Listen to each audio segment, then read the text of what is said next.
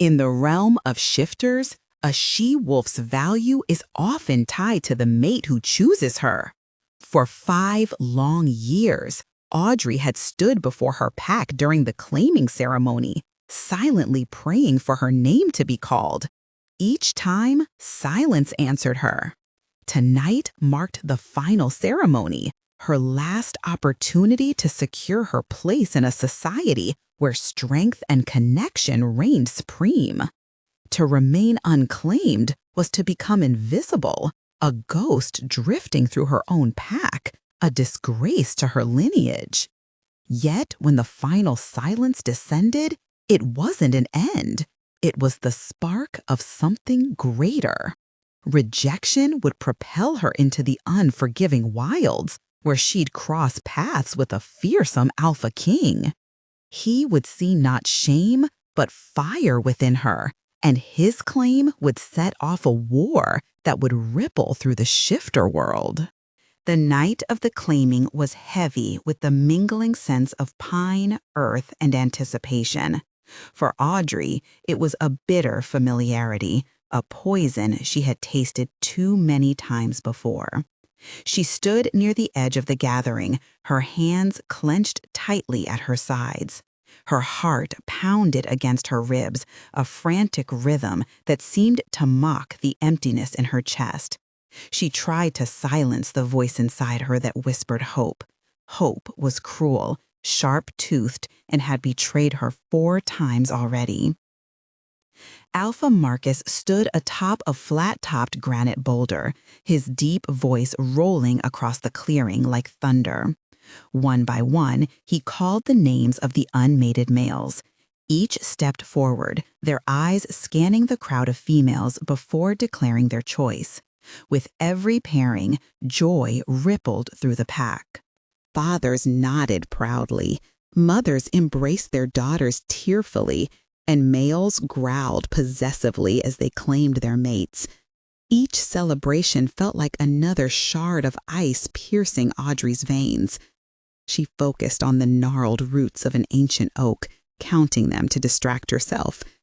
Behind her, she could feel her family's presence pressing down on her. Her father's stiff posture, her mother's clasped hands whispering prayers for the family's honor rather than her happiness. Shame coiled in her stomach, a living thing she couldn't escape. Finally, only one name remained, Kalen, a warrior known for both his strength and kindness. He stepped forward, his gaze sweeping the crowd. For a fleeting, heart-stopping moment, his eyes seemed to linger on her. Hope stirred, unwelcome and dangerous. Please, she thought, a silent plea to the moon. Not again. But Callan's gaze moved past her, settling instead on Lyra, a beautiful she-wolf with a radiant smile. Lyra, he called, his voice steady and sure. The pack erupted in cheers as Lyra, glowing with joy, joined him. Then there was only Audrey. Alpha Marcus scanned the clearing, his expression hardening. Audrey, he called, his tone flat, perfunctory. He waited. No one stepped forward. No one spoke. The cheers faded, replaced by a profound, suffocating silence that pressed in from all sides. It was heavier than the celebratory murmurs, colder than the night air. It was the sound of rejection, absolute and unyielding, the 5th silence. She dared to glance at her family. Their expressions were unreadable, but she didn't need to see them to know what they felt. Shame, disappointment, relief that it was over. The weight of it crushed her, yet somewhere deep inside, something else stirred, a flicker of defiance. If the pack saw her as nothing, then perhaps it was time to leave them behind, time to step into the unknown, where the rules of the pack no longer bound her. And so, as the silence stretched on, Audrey made a silent vow. This was not her ending. It was the beginning of something far greater and far more dangerous. Her father's gaze remained fixed on the alpha, his jaw clenched so tightly it seemed chiseled from stone. Her mother, eyes shut, revealed only a fleeting flicker. Was it pain or anger? Before her expression smoothed into impassivity. The silence spoke volumes, its verdict clear. She was worthless. Walking back to the dens felt like enduring 1,000 tiny wounds. The path, typically alive with laughter and cheerful banter after a claiming ceremony, had transformed into a gauntlet of whispers and diverted gazes. Pack members who had known her since infancy now found the dirt beneath their feet far more interesting than meeting her eyes. They moved aside as she passed, creating a wide berth that left her feeling isolated, as though her shame carried contagion. Audrey kept her head high, spine rigid, focusing on the steady rhythm of her footsteps. Each step became an act of quiet rebellion against the suffocating weight of pity and disdain. Behind her, her family walked in stony silence, a sound heavier and more damning than any words could be. When the thick leather flap of their den fell shut behind them, the fragile quiet shattered. 5 times her father Gregor growled. His voice wasn't loud, but it cut through the air like a blade, sharp and brittle with barely contained fury. 5 years we've endured this humiliation. Do you understand what this does to our standing, to my position as beta? He didn't look at her, pacing the small main chamber like a caged animal. They're laughing at us, Elizabeth, he spat, turning sharply toward her mother. The bloodline of a beta, and she can't even secure a mate. Not one. Elizabeth stood by the hearth, her face pale and drawn. What would you have me do, Gregor? I've taught her everything. I've done my duty. Her gaze finally shifted to Audrey, cold and appraising. Some seeds are simply barren. The words hit Audrey like a physical blow, stealing the breath from her lungs. Barren, useless, that was all she was to them. She is a blight on this family, Gregor continued, his voice dropping to a venomous whisper. A constant reminder of failure. I cannot have her here under my roof, sullying my name any longer. He stopped his pacing and turned to face her directly.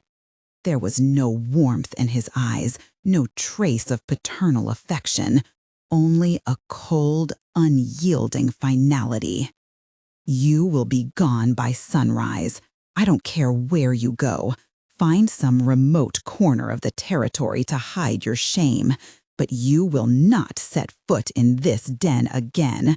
You are no longer our concern.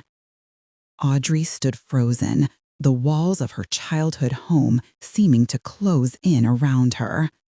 Her mother simply turned away, beginning to bank the fire for the night, as if her daughter's life hadn't just been irrevocably shattered. There would be no comfort, no defense. She was utterly alone. The command was absolute, the rejection complete. In the heart of her own family, she had been cast out. The pain was visceral, a shard of ice piercing her chest. But beneath the ache, something else stirred, a spark of fury.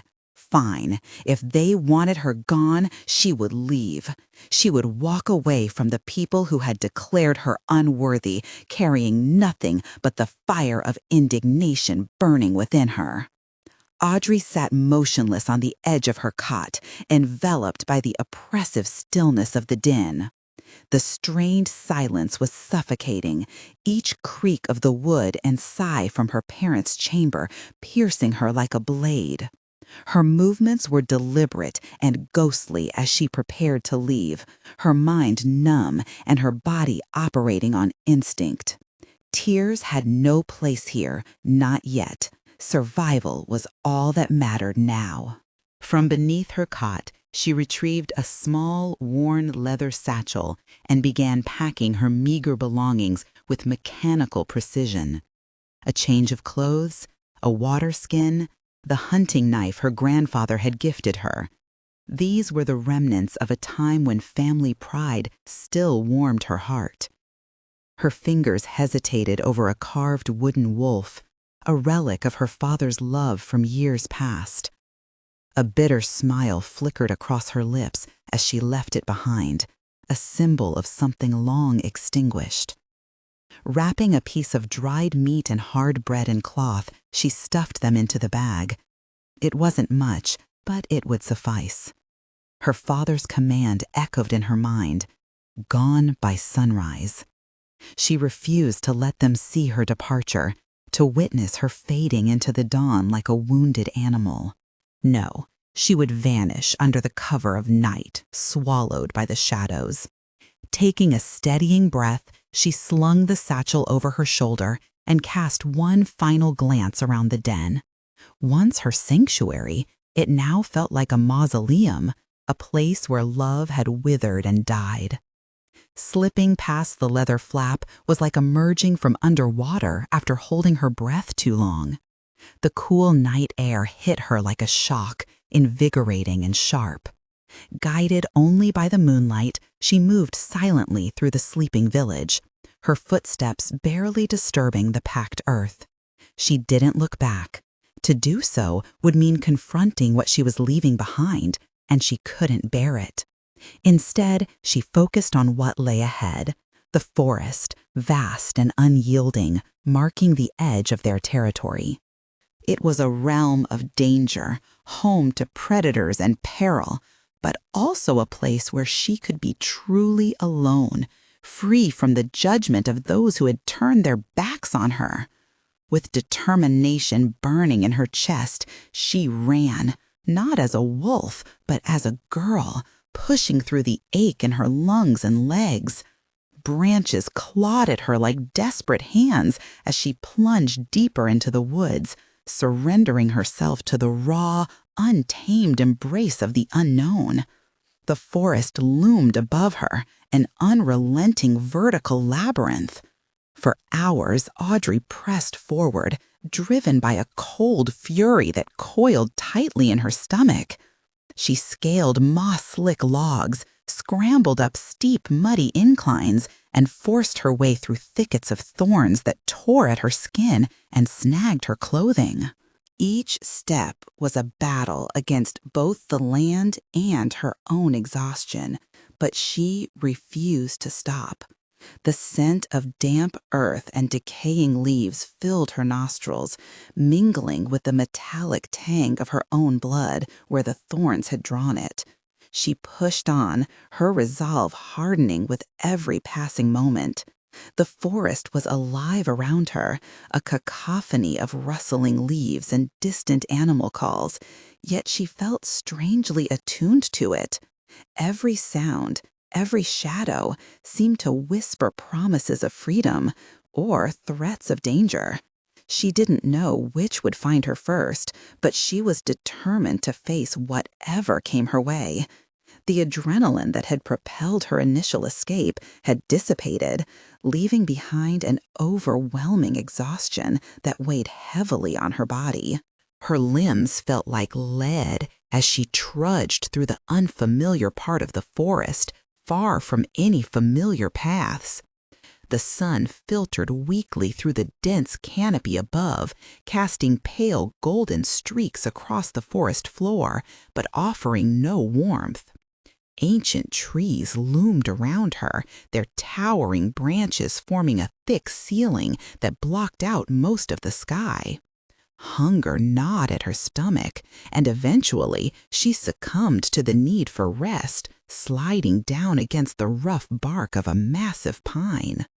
Gasping for breath, she rummaged through her satchel with trembling hands, retrieving bread and meat. Though the food tasted bland, she forced herself to eat, knowing it was necessary to keep going. As she drank from her water skin, the full weight of her situation settled over her, crushing and inescapable. She was alone, completely and utterly alone, without pack, family, or future. A wave of despair surged through her, threatening to consume her entirely. Leaning back against the tree, she finally let the tears fall, silent and scalding, carving tracks through the dirt on her cheeks.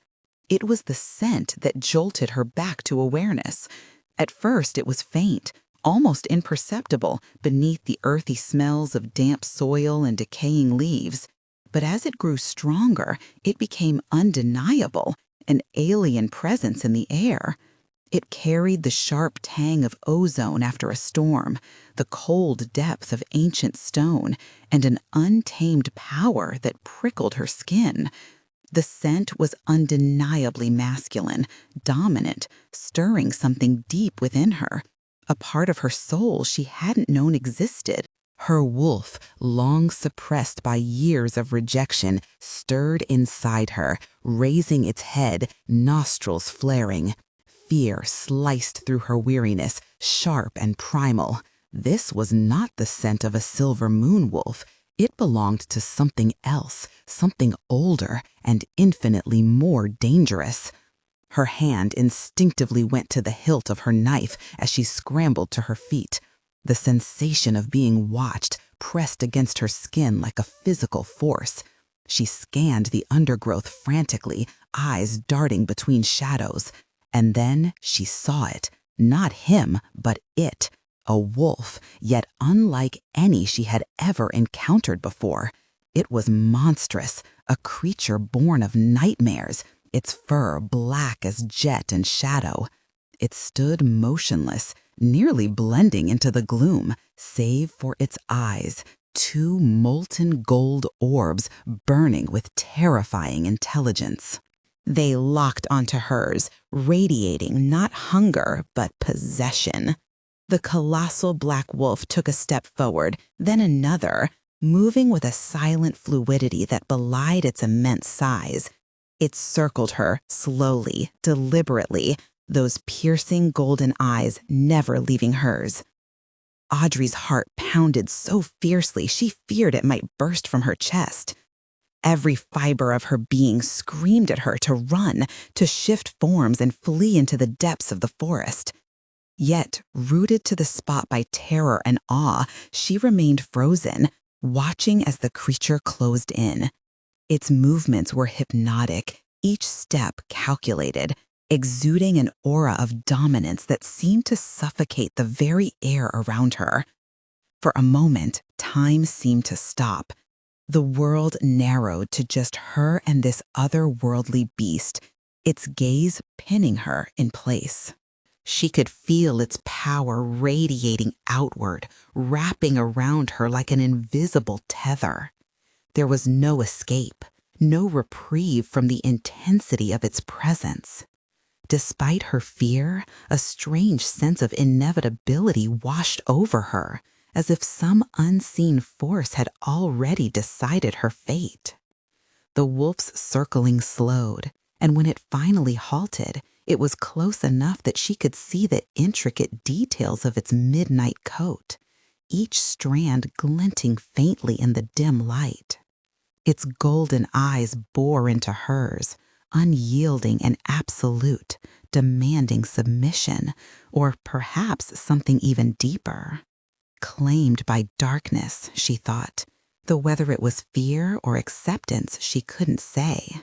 Her body refused to move, paralyzed by the overwhelming force of his presence. He exuded dominance, a ruler in his territory, while she felt like an intruder encroaching where she didn't belong. His scent enveloped her, raw power mingled with the wildness of storms and ancient woods, intoxicating and disorienting. It stirred something deep within her, something beyond fear. Her wolf, long a source of shame, reacted instinctively to him, emitting a soft whimper that betrayed submission before she could stop it. He halted just inches from her, close enough for her to feel the warmth radiating off his massive form. Lowering his head, his nose nearly brushed against her skin. She noticed every detail, the sleek muscles beneath his dark fur, the faint scar cutting across one eyebrow. He drew in a slow, deliberate breath, as if committing her essence to memory. Then, faster than her eyes could track, the air shimmered around him. The wolf vanished, replaced by a man who carried the same commanding aura. Towering over her, he was broader and more imposing than anyone she'd ever encountered. Shaggy black hair framed his face, and his leather-clad figure spoke of a life lived under open skies. But it was his face, those molten gold eyes, that held her captive. They burned with an intensity that stripped away all pretense. This wasn't some wandering rogue. This was an alpha, pure and undeniable. The sheer weight of his authority pressed down on her, suffocating yet magnetic. Summoning what little strength she had left, Audrey managed to speak, though her voice emerged as a hoarse whisper. "Who are you? What do you want?" He stepped closer still, erasing the last bit of distance between them. His rough fingers grazed her cheek as he tucked a stray lock of hair behind her ear. The contact sent a jolt coursing through her veins. She flinched but couldn't pull away. His gaze never wavered, steady and unyielding, filled with absolute conviction. There was no anger in his expression, only a quiet certainty that terrified her even more.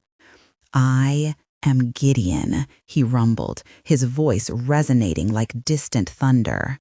"Alpha of the Blackwood Pack." His thumb traced a gentle line along her jawline as he continued. "And what I want," he paused, letting the moment stretch taut, "is you." Possession blazed in his golden eyes, leaving no room for refusal. "You are lost, little wolf," he said, his tone brooking no argument. "And you are mine." The words hung heavy in the stillness of the forest, binding her tighter than any chain. "You are mine." Audrey's mind reeled, caught between disbelief and panic. How could this be real? All her life, she'd been cast aside, unwanted. Yet here stood this stranger, a formidable alpha, staking his claim over her as though she were a treasure unearthed. A flicker of defiance ignited within her, the stubborn spark that had always kept her standing tall despite rejection. "No," she whispered, the word fragile but defiant. She took a cautious step back, her fingers instinctively tightening around the hilt of her knife. "I belong to the Silver Moon Pack. You can't just—" Her words faltered as Gideon's expression remained unchanged, though an amused flicker danced in his golden eyes. "The pack that cast you out?" he interrupted, his voice calm but cutting. "The family that abandoned you to survive on your own?" Each word struck with precision, like a blade slicing through her defenses. "They gave up any claim on you the moment they let you run. I saw it all. I followed you. I watched you fall apart, and I watched you rise again." He advanced toward her, his imposing figure seeming to shrink the forest around them with every step. "That is strength, the kind of strength my pack needs, the kind of strength I need." He closed the distance between them once more, his nearness stealing the breath from her lungs. "You think this is about choice?" he murmured, his tone softening but retaining its commanding edge. Ignoring the knife still clutched in her hand, he gently took her smaller one in his large, warm palm. His thumb pressed against her racing pulse as he lifted her hand. "The moon goddess decides, little wolf. She guided you to my territory. She placed you in my path. I am merely following her will." The audacity of his words left her momentarily speechless. He was twisting fate to serve his desires. Yet when she met his gaze, she saw a conviction so unwavering it sent a chill coursing through her. He truly believed it, believed she belonged to him. Her resistance seemed to crumble under the weight of his certainty, replaced by a deep, weary sense of inevitability. From one form of captivity to another, she had escaped her family's judgment, only to find herself ensnared by this alpha's decree. "Come," he said, his tone brooking no argument. Releasing her hand, he turned and began walking, expecting her to trail behind. "The sun will set soon, and my lands are still far from here." Audrey stood rooted to the spot for a moment, her feet feeling heavy as if bound to the earth. She glanced back toward the path she had come from, toward a life marked by shame and rejection. Then she looked ahead at the broad, unyielding back of the man who now claimed her. He was a monster, a kidnapper, a tyrant. Yet he was also the first person in 5 years to look at her and see something worth claiming. With a shuddering breath that felt like surrender, she forced herself to take the first step after him. The journey unfolded in tense, vibrating silence. Gideon moved through the forest with the fluid grace of a creature born from its soil. His long strides devoured the uneven terrain with ease, while Audrey struggled to keep pace, her exhausted muscles protesting every step. The landscape shifted around them, growing wilder and more untamed than the carefully managed woods of the Silver Moon territory. Towering trees stretched skyward, their thick branches intertwining above like a natural cathedral. Beneath her feet, the ground became a treacherous tangle of jagged rocks and twisted roots. More than once, she stumbled, her ankle rolling painfully on loose stones. Each misstep sent a jolt of frustration through her, but she gritted her teeth and pushed forward, unwilling to show weakness in front of him. Gideon never slowed or looked back to check on her progress.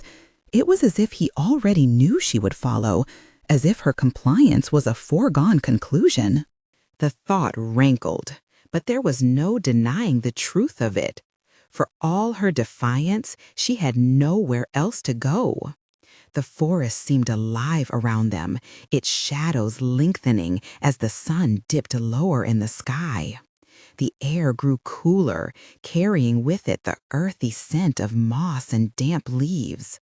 Somewhere in the distance, a bird called out, its cry echoing eerily through the trees. Despite her fatigue, Audrey found herself observing the subtle details of their surroundings. The way the light filtered through the canopy, casting dappled patterns on the forest floor. The faint rustle of small creatures darting through the underbrush. The occasional glint of water where a stream cut through the wilderness. These observations grounded her, offering a fleeting distraction from the turmoil brewing inside. She tried to focus on the rhythm of her footsteps, the steady cadence of her breathing, anything to quiet the storm of thoughts swirling in her mind. Yet, no matter how hard she tried to distract herself, her thoughts inevitably returned to the man leading her deeper into the unknown. Gideon's presence was overwhelming, his confidence unshakable. There was something magnetic about him, something that drew her in despite her better judgment. It wasn't trust, it couldn't be, but perhaps it was curiosity, or maybe it was simply the exhaustion of running, of fighting, of being alone. Whatever it was, it kept her moving forward, one reluctant step at a time, into the heart of a new kingdom and an uncertain future. Gideon paused frequently, his head tilting slightly, as if attuned to something only he could hear. His pace slowed, but never halted entirely, and though he didn't speak or turn to look at her, Audrey was certain he tracked her every uneven step with precision. They walked for what seemed like endless hours, the sun tracing its arc across the sky before dipping toward the jagged peaks of the western mountains. Eventually, Gideon stopped by a narrow stream that sparkled in the fading light. With a simple gesture, he indicated she should drink. Audrey dropped to her knees on the cool, damp bank, scooping the icy water into trembling hands. It tasted impossibly pure, reviving her parched throat and weary body. As she drank, she stole glances at him. He stood nearby, his stance deceptively relaxed, yet brimming with vigilance. His golden eyes swept their surroundings, missing nothing. He exuded power, a king in his domain, and she, willingly or not, followed in his shadow. Yet, despite his overwhelming presence, he hadn't restrained her. No ropes bound her wrists, no threats hung heavy in the air. Instead, confusion swirled within her, mingling fear with an unexpected sense of safety. From a pouch at his belt, Gideon retrieved a strip of dried meat, offering it to her without hesitation. The quality was far superior to anything she'd eaten recently. She hesitated before taking it, their fingers brushing briefly. The contact sent a jolt through her, sharp and electric. She ate in silence, chewing slowly, the tough, salty flavor somehow grounding her. It bolstered her strength more than she anticipated. Finally, summoning her courage, she asked, "Where are you taking me?" Her voice emerged rough, unused. Gideon finished his portion of meat before replying, his gaze fixed on the deepening shadows of the forest. "To Blackwood Keep, my home, your home now." She repeated the words numbly, disbelief coloring her tone. "And what am I to be there, your slave, your pet?" Bitterness laced her voice, born of years of being dismissed and undervalued by those who should have cared for her.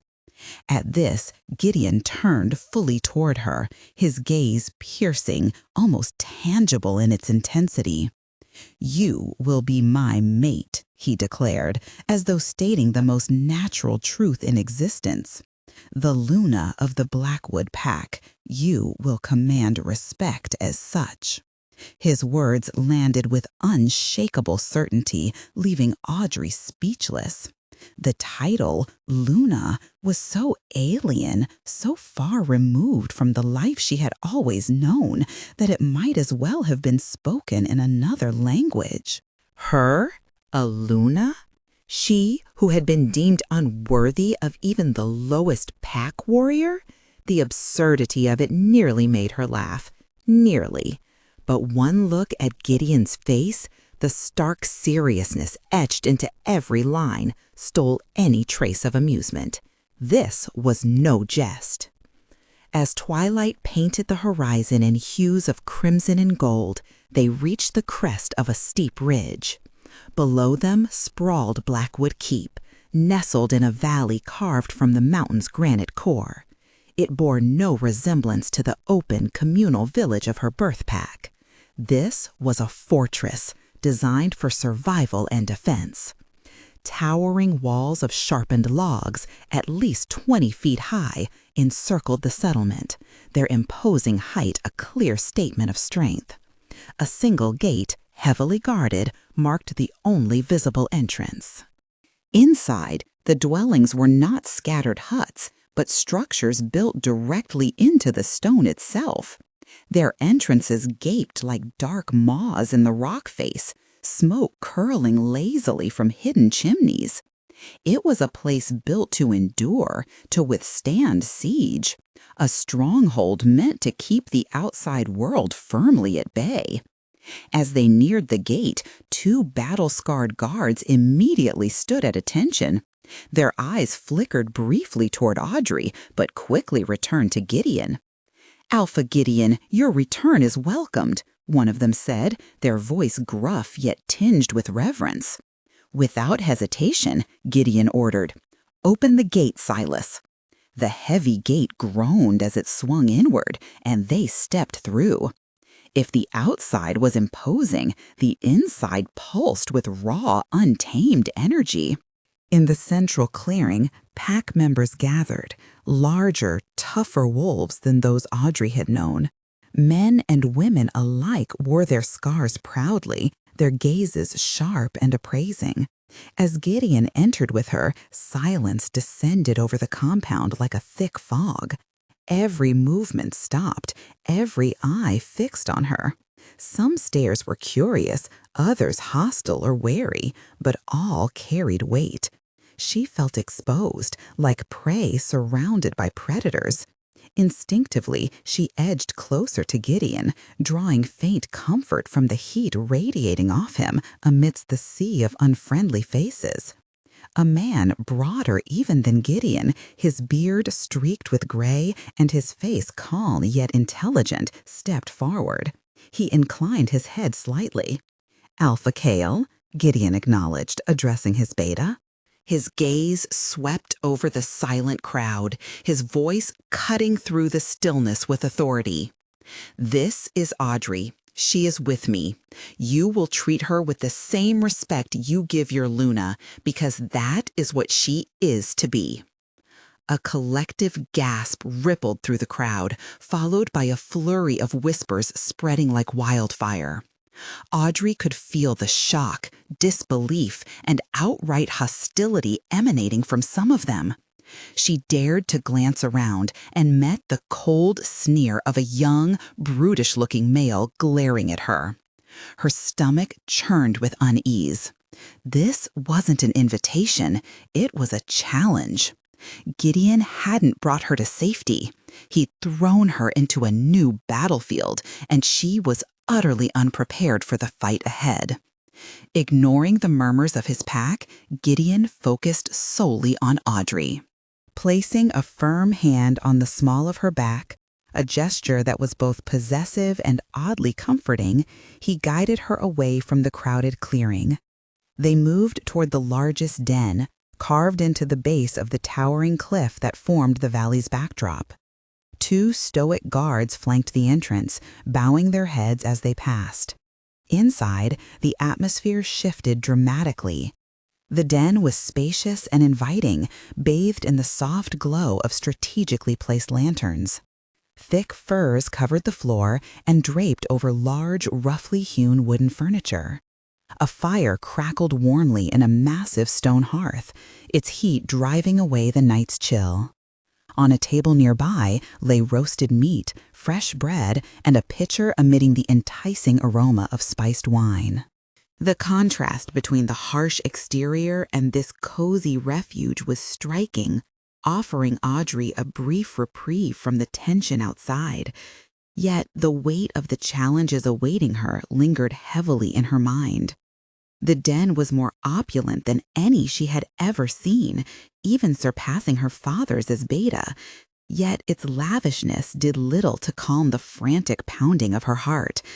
It felt like a trap, a beautifully adorned prison. "This will be your home now," Gideon said, his voice quieter in the enclosed space. He motioned toward a heavy wooden door leading off the main chamber. "That is your room. You will not be disturbed." His golden eyes studied her face intently. "You are safe here, Audrey. No one will harm you." The promise of safety, something she had longed for over the years, now seemed more like a threat. Safe, but confined. She finally met his gaze directly, letting her fear and anger show plainly in her expression. "And what if I don't want to be safe here? What if I want to leave?" His expression hardened instantly, the earlier softness vanishing. "Then you will find the world behind these walls far less forgiving than I am. You belong here with me now." His tone carried no room for argument, though he didn't raise his voice. There would be no escape. "Eat," he commanded, his voice gentler once more. "Rest. We will speak again in the morning." With that, he turned and exited, the heavy leather flap falling shut behind him, leaving her alone amidst an oppressive silence. Audrey didn't approach the food. Instead, she moved to the closed door he had pointed out and pushed it open. The room inside was just as comfortable, with a large bed layered with furs and a small window high up on the rock wall, covered by a thick hide. She walked over and pushed the covering aside. The opening was too high and narrow to provide any means of escape, offering only a sliver of moonlit sky. Letting the hide fall back into place, she plunged the room into darkness. He had given her luxuries, a soft bed, warmth from the fire, nourishing meals, but also confinement.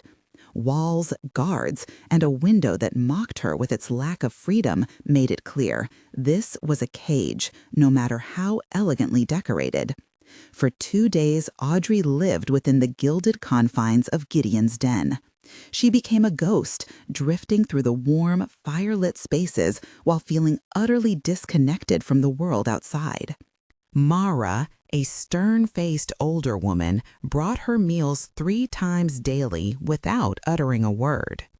Each time, she simply set down the tray of food, her unreadable eyes betraying nothing before she slipped away as silently as she had arrived. The solitude gnawed at her, a peculiar kind of torment. It left her too much time to think, cycling endlessly through fear, anger, and an inexplicable sense of loss for a life she hadn't even chosen. On the 3rd day, the weight of isolation grew unbearable. She craved the sight of the open sky, the feel of air untainted by the pervasive scent of wood smoke and territorial dominance. Tentatively, she pushed aside the entrance flap and stepped outside. The guards stationed there tensed visibly but did not intervene, their orders evidently clear. Beyond the threshold, the keep buzzed with activity. Wolves moved about purposefully, their conversations low murmurs blending with the sounds of daily life. Despite the controlled chaos around her, Audrey felt suffocated under the watchful eyes of those who answered to Gideon. Every corner of the keep whispered of order and power, yet none of it belonged to her. She wandered cautiously, absorbing details, the way shadows danced along the stone walls, the faint echo of footsteps against the ground, the occasional brush of cool air slipping through cracks in the structure. Yet, even surrounded by movement and sound, she felt profoundly alone. This place, grand and alive as it was, held no solace for her. Every glance from others seemed laden with unspoken rules, every gesture a reminder of where she stood, or rather, where she had been placed. As twilight descended, casting elongated shadows across the courtyard, Audrey found herself lingering near the edge of the gathering crowd. Conversation swirled around her, fragments of laughter and arguments blending into a tapestry of voices she couldn't fully decipher. She tried to focus on the moment, to anchor herself in the present, but her thoughts kept drifting back to the same questions. How could she endure this existence? Was there truly no way out?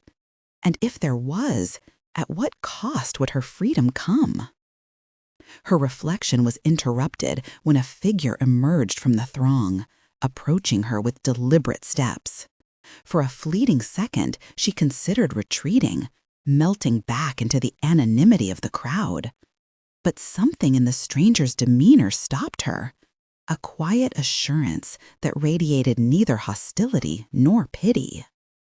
As they drew closer, Audrey realized it was someone she hadn't seen before, someone whose presence seemed incongruous with the rigid hierarchy of the keep. Their eyes met briefly, and in that moment she sensed a flicker of understanding, perhaps even solidarity.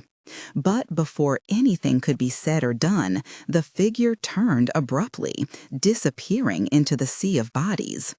Left standing alone once more, Audrey exhaled sharply, frustration bubbling beneath the surface. Even amid so many people, connection felt impossible. The night deepened, wrapping the keep in its embrace, but the darkness offered no answers, only more questions hanging heavily in the air. She observed from beneath the sheltering overhang as warriors honed their skills in the central yard. Their movements were sharp and purposeful, devoid of the ceremonial grace she had witnessed in her former pack. Around her, she-wolves worked on tanning hides and sharpening weapons, their hands just as hardened and skilled as those of their male counterparts. This was a group shaped by adversity, bound together by sheer will to survive. A sense of relentless determination hung in the air, both unnerving and captivating her. Through fragments of conversation, she began piecing together Gideon's leadership style. His name evoked a mix of reverence and dread among them. He was unyielding, commanding absolute loyalty. Yet tales of his deeds revealed another side. Many here were outcasts like her, wolves exiled, orphaned, or fleeing persecution. Gideon had gathered these broken souls, turning them into a cohesive unit, a family united not by blood but by survival under his fierce protection. Other packs feared him because he built his strength from their rejects. Her musings were cut short by a sneering voice behind her. "Enjoying the view, stray?" Audrey turned to face the brutish young wolf who had mocked her on her first night. Flanked by two others, arms crossed and a smirk twisting his features, he radiated hostility. "My name is Audrey," she replied, her voice steadier than her racing heart. "I know what your name is," he shot back, disdain dripping from every word. "And I think the alpha has lost his mind. Bringing a weak, unclaimed little thing like you here? You reek of fear and frailty. You don't belong." He took a step closer, his companions spreading out around him. "Whatever spell you've cast on him won't work on us." Before Audrey could respond, a shadow loomed over them. "Is there a problem, Fenris?" Gideon's tone was soft, almost casual, yet it sliced through the tension like a blade. Fenris and his cohorts froze, their earlier bravado evaporating instantly. Turning toward Gideon, their faces shifted to masks of pure terror. Though Gideon hadn't raised his voice, the sheer power emanating from him silenced everyone. He stood behind Audrey, an unspoken but undeniable protector. For the first time, she understood why they called him the feared alpha. The atmosphere in the training yard changed immediately. All activity halted, sparring stopped, conversations died away. The only sounds remaining were the crackling of the central fire and the wind whistling over the palisade. Fenris, so bold moments ago, now trembled visibly, his face drained of color as he swallowed hard, glancing nervously at Gideon, then at his friends who had subtly distanced themselves. "No, Alpha?" Fenris stammered, his previous arrogance replaced with fear. "Just welcoming the newcomer."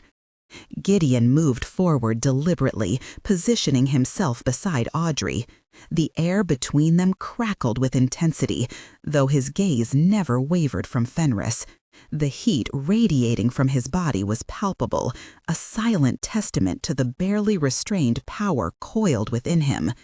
His golden eyes, cold and unyielding, bore into Fenris like daggers. "Is that what you call it? Welcoming?" The words spilled from him in a low growl, each syllable vibrating through the tense atmosphere. He took another deliberate step forward, forcing Fenris to stumble backward. "It looked to me like you were questioning my judgment, like you were disrespecting your future Luna." Every wolf in the yard had frozen, their faces a mosaic of fear and morbid curiosity. This wasn't just a confrontation, it was a lesson, and Fenris was the unfortunate example. I would never, Alpha, Fenris stammered, his hands raised in a futile attempt at placation. But Gideon's voice cut through the air like a blade, dropping to a lethal whisper. You would, and you did. My word is law here, Fenris. My choices are not yours to question. She is my choice. An attack on her is an attack on me. Disrespect to her is treason. Before anyone could react, Gideon moved with blinding speed. His hand shot out, closing around Fenris's throat with unrelenting force. With one swift motion, he lifted the larger man off the ground, his knuckles white with the strain. Fenris flailed helplessly, his feet dangling in the air as he choked out gasps for breath. Gideon's voice thundered across the now silent yard, a declaration meant for every pair of eyes watching. She is to be protected. She is to be honored. Anyone who makes her feel unwelcome will answer directly to me. There will be no second chances. He held Fenris aloft for a moment longer, his golden eyes blazing with icy fury, before slamming him back onto the ground. Fenris collapsed in a heap, gasping and clutching his bruised throat. Gideon didn't spare him another glance. Instead, he turned his back on the humiliated wolf, his piercing gaze sweeping over the stunned pack. The message was clear, brutal and absolute. Audrey belonged to him, and any challenge to her would be met with swift, merciless retribution. Gideon's hand found its place on Audrey's back once more, guiding her firmly toward the den. She walked beside him in a daze, her mind struggling to process what had just unfolded. In her old pack, disputes like this would have been drawn-out affairs, posturing, formal challenges, perhaps even sanctioned fights. But Gideon had handled it in mere seconds, delivering a display of raw power designed to leave an indelible mark.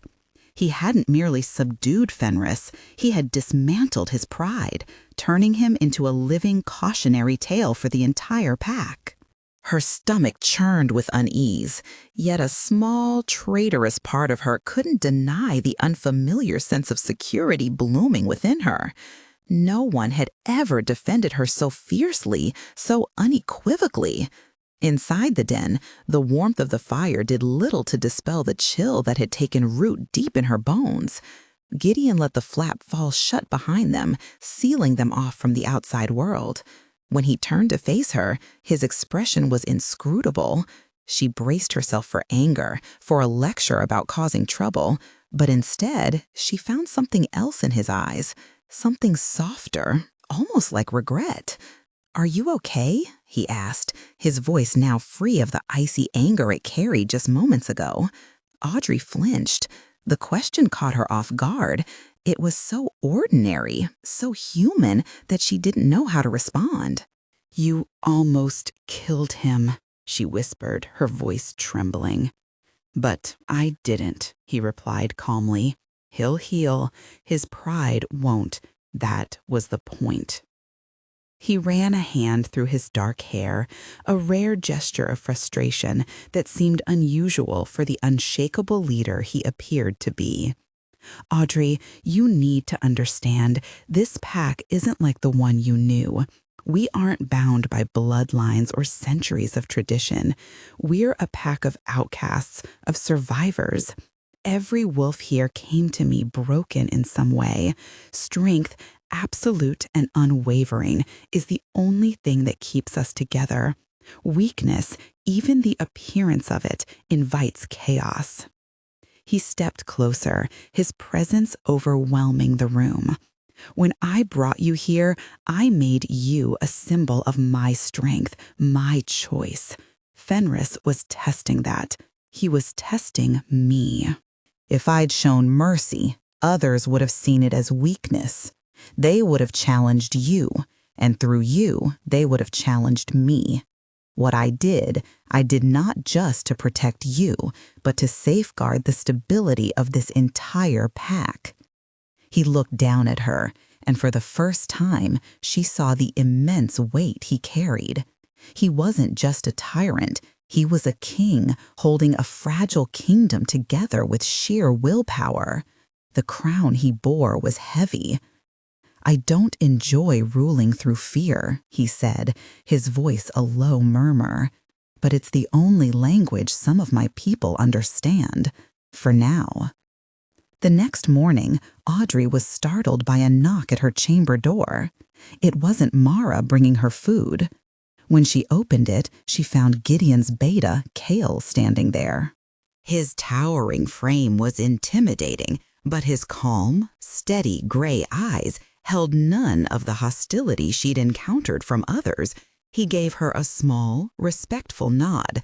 "The Alpha has asked me to see you," he said, his deep voice rumbling like distant thunder. "He believes you might benefit from understanding our ways beyond yesterday's lesson." There was a faint trace of disapproval in his tone when he referenced the incident, so subtle she almost missed it. "My name is Kale. I am the Alpha's beta and responsible for training our pack." Audrey stared at him, unsure what to say. "Training?" she echoed. "For what?" "To be Luna," he replied simply, as though it were obvious. "Here, that's not a passive role. The Silver Moon Pack values lineage and ceremony. We value survival and strength. Our Luna must be as strong as our Alpha in her own way. She must understand our laws, our territory, our enemies. She must earn respect, not simply demand it." His words resonated deeply within her. For her entire life, she'd been told she was weak, inadequate. But here was someone suggesting she could rise to meet challenges she'd never imagined facing. Luna's role in her home pack had always revolved around nurturing and diplomacy, overseeing the dens, raising strong pups, and maintaining peace. But Kale was describing something entirely different. He painted a picture of real authority, a position where she would hold genuine power and responsibility. The thought was daunting, yet it stirred something deep within her. For the first time, someone believed she could be more than just a broodmare or a source of shame. "I don't know how to do any of that," she admitted, her voice barely audible, weighed down by the familiar sting of inadequacy. Kale's expression flickered with what might have been sympathy, though it was fleeting. "No one is born knowing," he said, his tone softening ever so slightly. "But you can learn if you're willing." His words hung in the air, heavy with implication. This was a choice, a rare opportunity she hadn't encountered since leaving her old life behind. She could remain sheltered under Gideon's protection, shielded by his dominance, but also trapped by it. Or she could take this chance to build her own strength, to step into a role no one had ever dared to imagine for her. "What would I have to do?" she asked, a spark of determination beginning to smolder within her. Kale allowed himself a small, rare smile. "First, you'll learn the land. Then you'll learn the blade. And finally, you'll learn what it means to lead wolves who only know how to follow the strongest among them." His gaze swept over her, assessing, calculating. "It won't be easy," he warned, "but the Alpha saw something in you out there in those woods. I've learned to trust his instincts.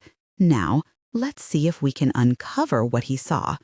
He paused, then added firmly, "Your first lesson begins at noon. Meet me in the training yard." When the appointed time came, Audrey arrived promptly, her heart pounding as she stepped into the open expanse of the training yard. Memories of Fenris's humiliation still lingered like a shadow, and the other pack members kept their distance, watching her with a mixture of fear and cautious respect, not for her, but for the wrath of their Alpha. Kale stood near a rack of training weapons, holding 2 long wooden staffs. Without ceremony, he tossed one to her. She fumbled to catch it, the weight unfamiliar and unwieldy in her grasp. Strength isn't just physical, Cale began, his voice calm and measured. It's about balance, understanding your opponent and understanding yourself. Your perceived weakness isn't your fault. You were raised in a pack that prized gentleness in its females. Here, that gentleness is a liability. We will turn it into strength. He demonstrated a basic defensive stance, adjusting her posture with precise movements, correcting the placement of her feet, guiding her grip on the staff. His instructions were clear and free of judgment. He treated her not as a fragile figure defined by her past or gender, but as a recruit eager to learn. For the first time in years, Audrey felt seen, not for her failures, but for what she might become. "Now," he said, stepping back, "I will attack. You will block." His first swing was slow and deliberate, giving her time to react. Clumsy and panicked, Audrey barely managed to raise her staff in time. The clash of wood against wood reverberated through the yard, the impact jarring her arms and making her teeth ache. Yet, in that moment, something shifted. She had blocked him. It wasn't graceful or perfect, but it was a start. He came at her repeatedly, his movements deliberate and measured, never fully committing to a strike, but forcing her to respond each time. She was a chaotic flurry of limbs, blocking desperately as panic coursed through her. Her body stumbled, faltered, and hit the ground, only for her to rise again, muscles screaming in protest, lungs gasping for air. A small group had gathered around them, their whispers weaving into a faint hum at the edge of her awareness. Their judgment hung heavy in the air, pressing down on her like a weight. After one awkward block, she tripped over herself, landing hard on the dusty earth, her staff clattering out of reach. A few chuckles rippled through the crowd. Shame burned hot across her skin, and tears of frustration welled up in her eyes. She felt utterly humiliated. "Get up," Cale said, his tone even and unyielding. "I can't," she murmured, the weight of embarrassment too much to bear. "They're laughing at me." Cale's gaze flicked toward the crowd, his jaw tightening. But when he looked back at her, his voice softened. "Let them laugh. Laughter is the refuge of cowards, those too afraid to try. You're here. You're trying. That alone makes you stronger than they are." He held out the end of his staff to her. "Now get up, Audrey. The lesson isn't finished." His words, plain yet piercing, cut through her shame. He was right. Giving up now would only confirm their doubts. It would validate Fenris, her family, everyone who ever believed she couldn't succeed. Clenching her teeth, she grasped the offered staff, pulled herself upright, and raised her weapon once more. Her knuckles whitened around it, but her resolve hardened, solidifying into something unyielding. For the rest of the week, Audrey's days settled into an exhausting new routine. Each morning, Mara delivered her meals with the same quiet detachment. Instead of retreating to the den, Audrey changed into practical leather pants and a tunic left by Mara without explanation, then headed to the training yard. Cale was an unrelenting instructor. He drilled her in footwork until her legs trembled like jelly, and had her practice blocks until her arms were a patchwork of bruises. Progress came slowly, painfully so. She remained clumsy, still grew winded easily, but she was no longer entirely hopeless. Each day, she managed to hold her stance a little longer. Her blocks became marginally steadier, and the mocking laughter from the onlookers began to fade. She learned to tune out their stares, focusing solely on Cale's voice and the satisfying thud of wood meeting wood. She came to see the ache in her muscles not as weakness, but as proof of growing strength. One afternoon, as she practiced a particularly challenging parry, Kale caught her off guard, sweeping her legs out from under her. She landed flat on her back, the air rushing from her lungs. Lying there, staring up at the sky, she didn't feel shame this time. Instead, fury surged within her. Scrambling to her feet, she lunged at him before he could say a word, a raw cry of frustration tearing from her throat. Her attack was wild, fueled by instinct rather than skill, all aggression and no finesse, but it was undeniably hers. Kyle skillfully disarmed her, pressing her back against the weapon rack. The wooden staff rested lightly against her throat. "Good," he said, his voice carrying a tone of sincere approval for the first time. "Anger is a tool. You are learning to use it." He released her and stepped back. That is enough for today. As Audrey caught her breath, she noticed someone standing in the shadows of the main den's overhang. It was Gideon. She had no idea how long he'd been watching. His face remained inscrutable as always, but his eyes were locked on her. For a brief moment, he held her gaze before giving her a subtle, almost imperceptible nod. It wasn't possessive or commanding, but rather an acknowledgement, a sign of respect. That small gesture struck her more powerfully than any of Kyle's strikes. Her father, the beta of his pack, had never looked at her that way.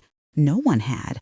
It wasn't validation of her worth as a mate or Luna, but recognition of her effort, a glimmer of respect earned entirely through sweat, bruises, and sheer determination. As Gideon turned and disappeared into his den, Audrey stood taller in the training yard, the heavy wooden staff suddenly feeling lighter in her hands. The nod from Gideon shifted something within her. Though the bruises from training still throbbed, the sharp sting of shame began to fade, replaced by a budding sense of self-respect. She had earned that nod. In a world quick to judge her for what she lacked, she was finally forging something of her own. Meeting the gazes of other pack members became easier. She no longer felt defiance rising, but instead carried a quiet confidence that was entirely new. The next morning, Gideon approached her as she finished breakfast. "Your lessons with Kyle teach you to fight," he said, his deep voice rumbling like distant thunder. "But being a Luna means more than just strength. Today, your lesson is with me." Audrey nodded, a flicker of nervous excitement fluttering in her chest. She followed him outside into the crisp morning air. As they crossed the training yard, a familiar hush fell over those present. Whispers trailed after them, no longer laced with contempt, but filled with wary, curious respect. They passed through the gate and ventured into the sprawling wilderness surrounding the keep. Gideon led her up a steep trail winding along the mountainside. When they reached the summit, Audrey gasped at the breathtaking view below. The entire territory stretched out like a living map. The keep, a solid stone heart nestled in the valley, and the shimmering silver river of a river weaving through dense, shadowy woods. "This is my kingdom," Gideon said softly, his voice tinged with reverence. He pointed toward a narrow pass between two peaks. "That is the only accessible route for an army. We guard it day and night." Then, gesturing to a series of lower hills, he added, "The streams there run shallow in summer, a vulnerability. We set traps there." He addressed her not as an outsider, but as a tactician, revealing the strengths and vulnerabilities of the land. He was unveiling the essence of his territory, the very core he was sworn to defend. "Why are you sharing all this with me?" she eventually asked, her voice barely above a whisper. Gideon turned to face her, his golden eyes intense and unwavering. Aluna wasn't merely living within the Alpha's domain. She was a vital part of it. She needed to know it as intimately as he did. True power wasn't found solely in the might of warriors, but in the wisdom of those who led them. He paused, his gaze sweeping across the expansive wilderness. To safeguard the pack, one had to love the land deeply and understand why it was worth every sacrifice. Weeks passed, and Audrey's lessons with Gideon and Kale became the foundation of her new existence. Under Kale's guidance, she mastered the raw elegance of combat, her body growing stronger and her movements more confident. With Gideon, she delved into the complexities of leadership, studying the territory until its secrets became second nature to her. She began attending councils alongside Gideon, Kale, and the senior warriors, silently observing discussions about patrols, resources, and the looming threat of rival packs.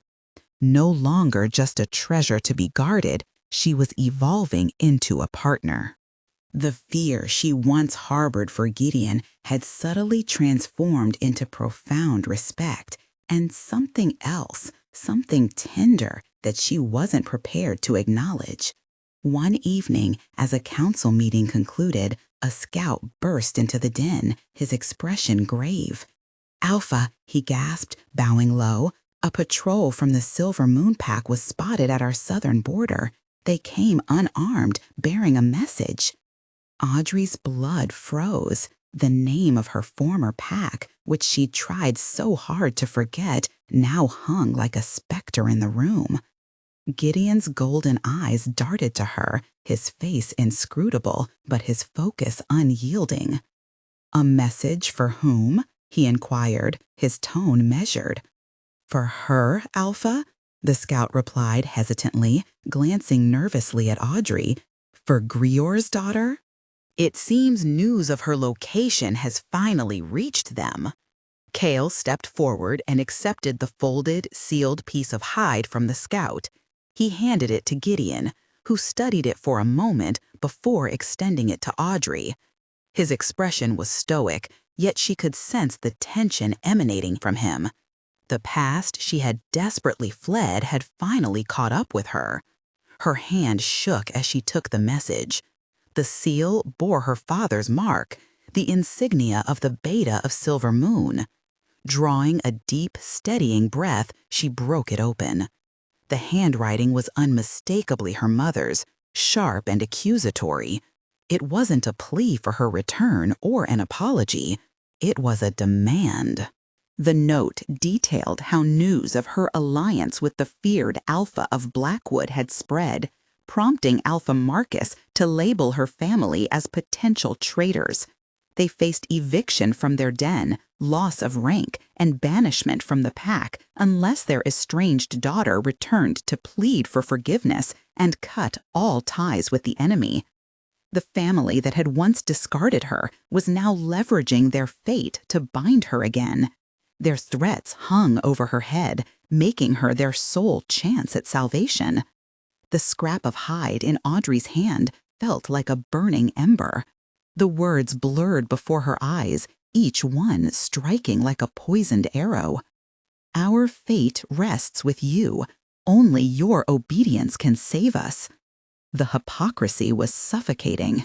Her family had exiled her, branded her unworthy, and now they demanded she dismantle her new life to restore the honor they themselves had stripped from her.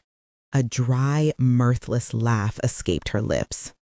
Gideon observed her silently, his expression calm and patient. He had sent the scout and Kyle away, leaving just the two of them in the main chamber, the fire crackling softly in the background. He didn't pressure her or demand an explanation. Instead, he waited, giving her the space to navigate the storm of emotions overwhelming her. "They want me to return," she said finally, her voice empty. She recounted the letter's contents, the threat of eviction, the ultimatum to sever ties with Blackwood. "They cast me aside, and now they're using me as leverage to save themselves." Anger simmered within her, familiar and fierce. But beneath it churned guilt and a painful sense of duty. They were still her blood. "What do you want to do?"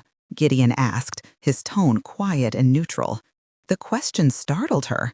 She had anticipated orders, opinions, or strategic reasoning. She expected him to forbid her from going, to declare her family's plight irrelevant. But instead, he gave her the power to choose. "I don't know," she admitted, crushing the note in her fist. "Part of me wants to let them suffer. They deserve it." Her voice faltered. But, they are my family," Gideon finished for her, his tone understanding. He stepped closer, his towering frame eclipsing the rest of the room.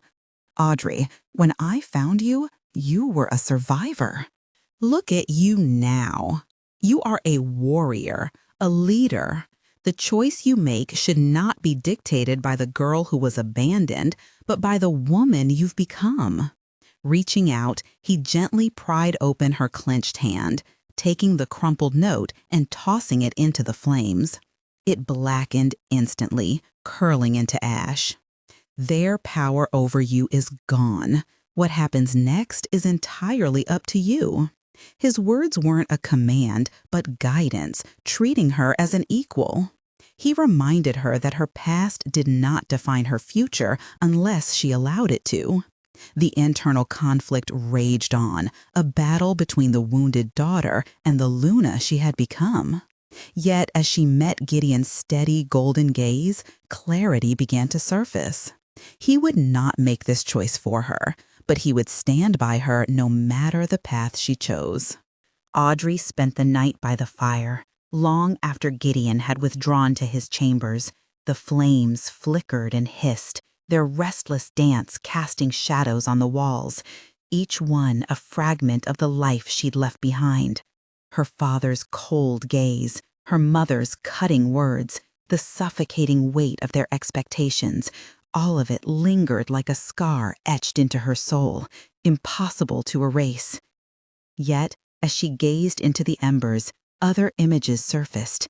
Kale's patient guidance, the reluctant respect in the eyes of the Blackwood warriors, and the unwavering faith in Gideon's steady presence. She had been tempered by rejection, emerging stronger and more resilient than she ever thought possible. The girl who had fled into the woods would have crumbled under the weight of such a decision.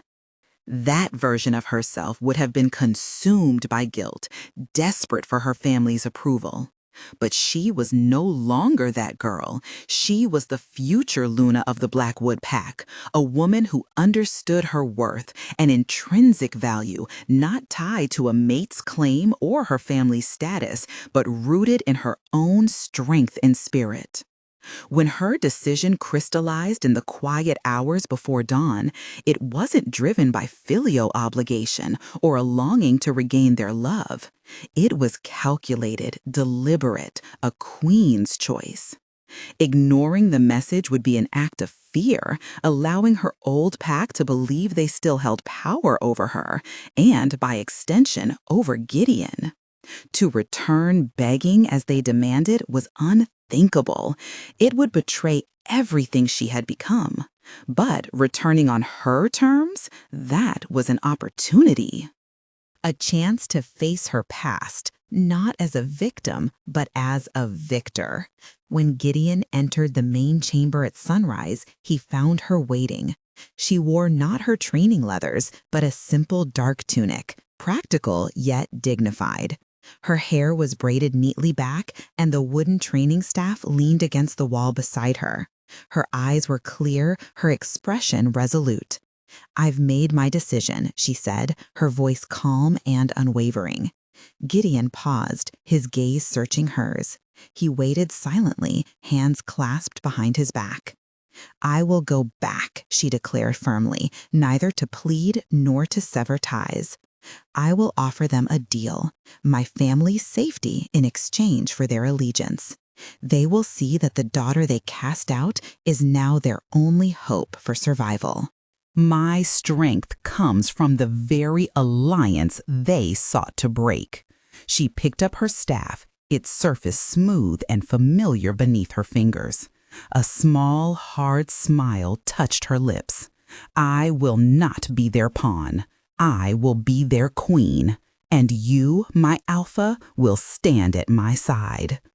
The journey back mirrored her frantic escape, yet it felt like an eternity had passed since then. Every step carried the weight of transformation, each mile a testament to how far she'd come. The forest seemed quieter now, less menacing, as if it recognized the change within her. Where once she had run in fear, she now walked with purpose, her head high and her resolve unshakable. Gideon moved beside her, his presence a silent promise of support. Together, they approached Silver Moon territory, not as supplicants, but as leaders poised to reshape the future. Audrey knew what awaited her: judgmental stares, veiled insults, perhaps even outright hostility. But none of it mattered anymore. She carried something far greater than their disapproval, the knowledge of who she was and the conviction of what she could achieve. This time, she wouldn't let them define her. This time, she would define them. Instead of navigating the darkened paths alone, she led a small yet imposing group. Gideon rode beside her, his mere presence an unspoken testament to authority.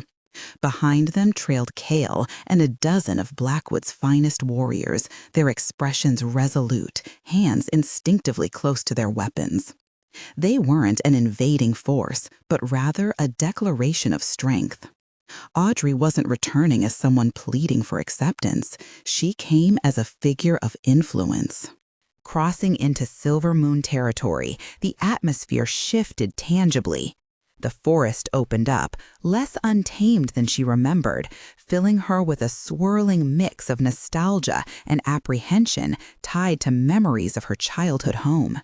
It wasn't long before a patrol intercepted them. Recognition flickered in the warrior's eyes, followed swiftly by shock and fear, not just at the sight of Audrey, but at the infamous Alpha of Blackwood riding alongside her. One scout broke away, racing back toward the village to raise the alarm. By the time they reached the central clearing, the entire Silver Moon pack had gathered, their faces reflecting confusion, fear, and disbelief. They parted silently to make way for the Blackwood delegation, the weight of collective silence pressing down heavily. Audrey surveyed the crowd, her gaze calm and detached. She recognized those who had mocked her, dismissed her, or turned their backs on her. Now they couldn't look away. Her family stood near the Alpha's boulder. Her father, Grior, appeared older, his features lined with worry. Her mother, Elizabeth, was pale, nervously twisting the fabric of her dress between trembling hands. When their eyes finally met Audrey's, there was no warmth, no relief, only astonishment mingled with a flash of raw, unfiltered fear. They didn't see their daughter. They saw the Luna aligned with their most dreaded adversary. Alpha Marcus stood atop the massive boulder, his face a portrait of fury and disbelief. "Audrey," he thundered, his voice taut with anger, "you dare bring this butcher onto our lands? Have you lost all reason?" Without hesitation, Audrey dismounted, her movements fluid and self-assured. She held her ground under his piercing glare. Gideon and his warriors remained mounted, forming a silent, menacing backdrop. Stepping forward until she stood at the base of the boulder, she locked eyes with the man who had overseen her humiliation.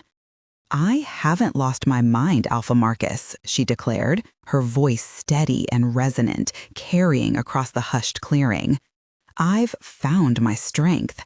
I received word that my family is endangered because of choices I've made. I've come not to beg, but to offer you a choice of your own." Marcus glared down at her, his complexion darkening with rage. "A choice? You, the abandoned, the outcast, presume to offer me a choice? His voice boomed, designed to intimidate, to remind her of her once lowly position. But the words no longer held sway over her. They were the hollow threats of a man losing control. "Yes," Audrey replied, her tone unwavering.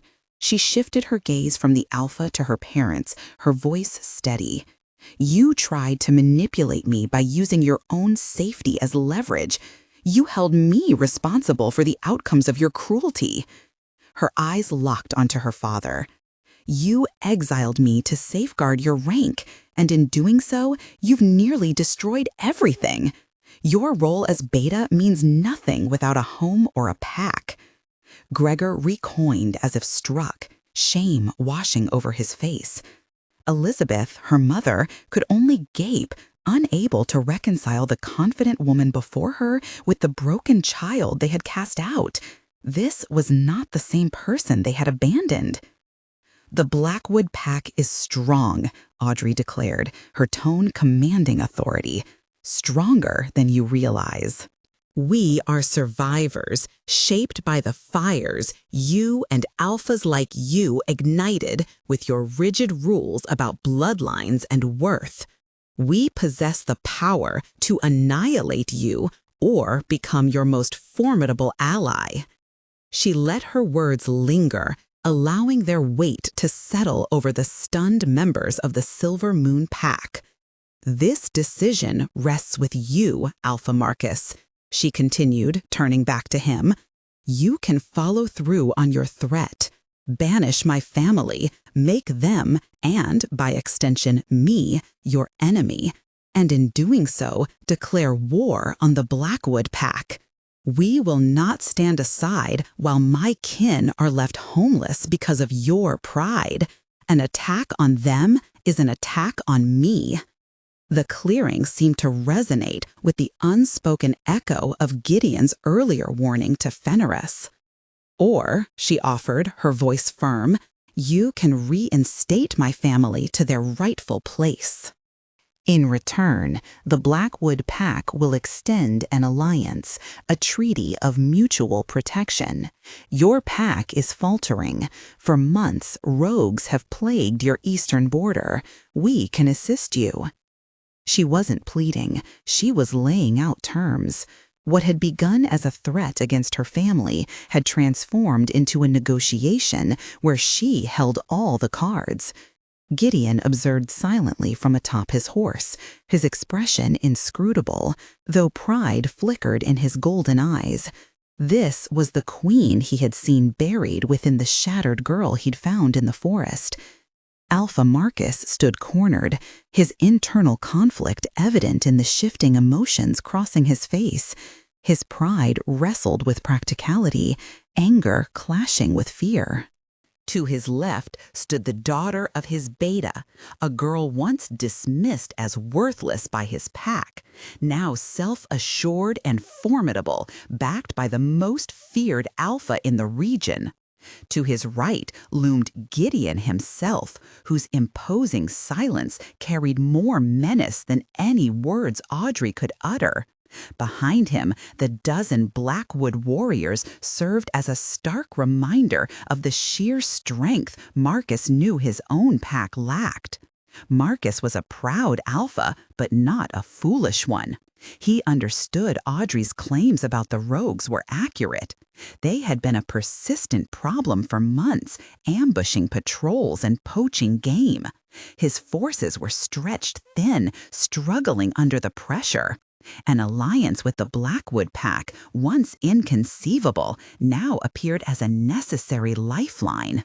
Yet the cost weighed heavily, the surrender of his pride. He couldn't deny it any longer. This unclaimed girl held the fate of his pack in her hands. An alliance? He scoffed, trying to regain some semblance of control. What assurance do we have that your alpha will honor such a treaty? He's infamous for destroying packs, not rebuilding them. Gideon stepped forward, his voice a low, menacing growl that rippled through the gathered crowd. "You have my word, and you have my Luna's word." He dismounted, approaching Audrey and placing a firm hand on her shoulder. The gesture was possessive yet collaborative, radiating unity and strength.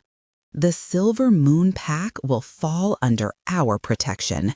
Any who dare to harm it will face the full force of Blackwood's wrath. His golden eyes narrowed, sharp as daggers. But this protection hinges on the safety and respect shown to my Luna's family.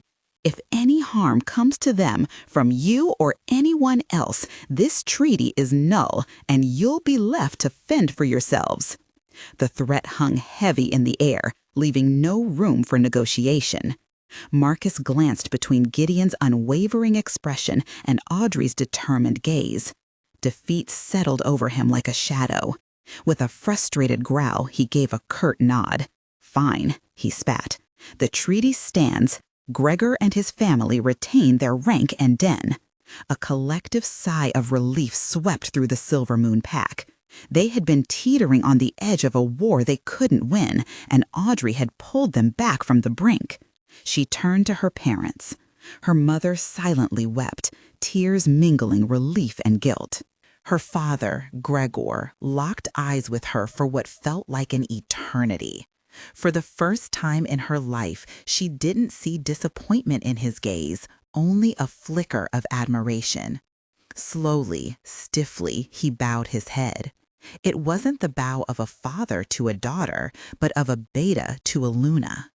In that moment, Audrey knew she had truly claimed her place. The journey home to Blackwood Keep felt worlds apart from the tense ride out. The weight of uncertainty had lifted, replaced by a quiet, steady sense of triumph. Audrey rode beside Gideon, no longer as his captive or pupil, but as his partner, his equal. She had confronted the shadows of her past and emerged not just unscathed, but victorious. She had rewritten her story, turning her deepest shame into her greatest strength. As they traveled, her thoughts drifted not to her family's reluctant acknowledgement, but to the Blackwood Pack, her home. It was a patchwork of outcasts, of broken individuals Gideon had woven into a family. She belonged among them. She understood them. Her rejection wasn't a flaw. It was what made her fit to lead. It fueled her empathy and resilience, shaping her into the leader they needed. They paused by a stream as the sun dipped below the horizon, painting the sky in fiery shades of orange and purple. While the warriors tended to the horses, Gideon guided Audrey to a secluded clearing overlooking the valley. "You were extraordinary," he murmured, his voice low and sincere. He stood near, his warmth a soothing shield against the evening cold. "I only did what you taught me," she said, gazing up at him. "You showed me what strength was." He shook his head gently, his golden eyes soft in the dimming light. "No, Audrey," he replied, his voice tender. Reaching out, he cupped her cheek, his thumb brushing lightly against her skin. "I only helped you uncover the strength that was always inside you. I saw it the moment I found you in the woods, a fire no amount of scorn could extinguish." The sincerity in his touch and the depth of emotion in his voice broke through the last barrier around her heart. Fear had long since faded, replaced by an undeniable affection that filled her completely. This powerful alpha, this feared leader, was the only one who had ever truly seen her for who she was. She leaned into his hand, a silent surrender that spoke volumes. Lowering his head, his lips met hers. The kiss was not one of dominance or possession, but of reverence and mutual understanding. It sealed their bond, their partnership, and the quiet promise of a shared future. It was the gentle union of two souls who had been broken by the world and found solace in each other. In the heart of the wilderness, bathed in moonlight, the once rejected girl and the feared alpha were finally and irrevocably bound together. Returning to Blackwood Keep felt like coming home in a way Audrey had never imagined. As they rode through the gates, the entire pack awaited them. But this time, the eyes watching her weren't filled with suspicion or hostility. They brimmed with awe. Word of her confrontation with the Silver Moon Pack had spread faster than they'd traveled. They knew how she'd faced another alpha, forged an alliance on her own, and secured her family's safety through sheer determination. She had proven herself more than just the alpha's chosen. She was a leader in her own right. As she dismounted, Fenris, the warrior who had once dismissed her, stepped forward. Bowing his head deeply, he offered a gesture of profound respect. "Luna," he said, his voice thick with emotion, "we welcome you home." One by one, others followed suit, heads bowing and murmurs of greeting filling the air. They weren't merely tolerating her now, they were embracing her fully. In the weeks and months that followed, Audrey grew into her role with confidence. Training alongside Kale, her skill with the staff evolved into a graceful, deadly dance. She stood beside Gideon during council meetings, her advice proving as wise and strategic as his. Yet her greatest strength lay in her connection to the pack. She reached out to the newest members, the broken and fearful outcasts, recognizing the same pain in their eyes that she had once carried. She listened to their stories, guided them toward purpose, and reminded them that their scars were not marks of shame, but symbols of survival. Under her influence, the pack began to change. Those who had once felt invisible found their voices. The wounded discovered healing, and the lost found belonging. Audrey became a beacon of hope, a queen to those who had known rejection and despair. Her presence transformed Blackwood Keep from a place of fear and hierarchy into a sanctuary where even the most broken could rise again. Through her compassion and resilience, she proved that true leadership wasn't about ruling, it was about lifting others up, showing them their worth, and creating something stronger together. She was far from the traditional image of a serene, untouchable Luna. Instead, she emerged as a queen shaped by the fire of their shared struggles, the sovereign of those who had been cast aside. One evening, she stood alongside Gideon on the overlook where he had first revealed the territory to her.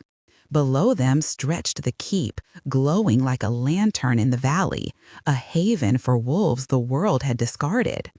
"You've transformed them," Gideon said, his arm firmly yet tenderly encircling her waist. "You've given them hope again."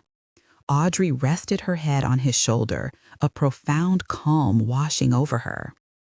"And you," she murmured, "showed me that rejection wasn't the end, it was only the start." She was no longer the girl who had once yearned for acceptance, who had waited desperately to be chosen. She had become the woman who chose herself, who built a home from the wreckage of her suffering, and discovered a love so profound it mended not just her own heart, but the hearts of an entire pack. The keep stood as a testament to her resilience, its light a reflection of the strength she had cultivated within herself and inspired in others. Around her, the outcasts thrived, finding purpose and belonging under her guidance. Audrey's journey had been one of transformation, not just for herself, but for everyone she touched. Her pain had not broken her. Instead, it had forged her into someone unshakable, someone capable of leading with compassion and wisdom.